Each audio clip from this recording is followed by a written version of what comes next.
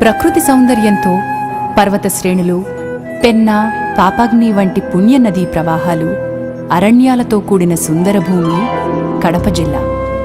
శంకరాచార్య పీఠం పుష్పగిరి, పోతన భాగవతాన్ని అంకితం అందుకున్న కోదండరామస్వామి, 2వ శతాబ్దానికి చెందిన బౌద్ధ క్షేత్రాలు, కాలం తాకిడికి చెక్కు చెదరని సౌమ్యనాథాలయం, ఇప్పటికీ ప్రజాదరణ పొందుతున్న గండి ఆంజనేయస్వామి, సంగమేశ్వరాలయాలతో అద్భుత శిల్ప సంపదతో అలరారే దివ్యభూమి ఈ కడప.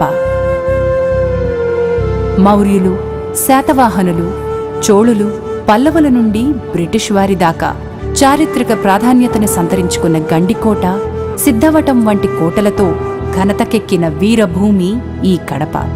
సంకీర్తనాచార్యుడు అన్నమయ్య, కాలజ్ఞాన తత్వబోధకుడు వీరబ్రహ్మం, కవి, సామాజిక సంస్కర్త యోగి వేమన సంచరించిన పుణ్యభూమి కడప.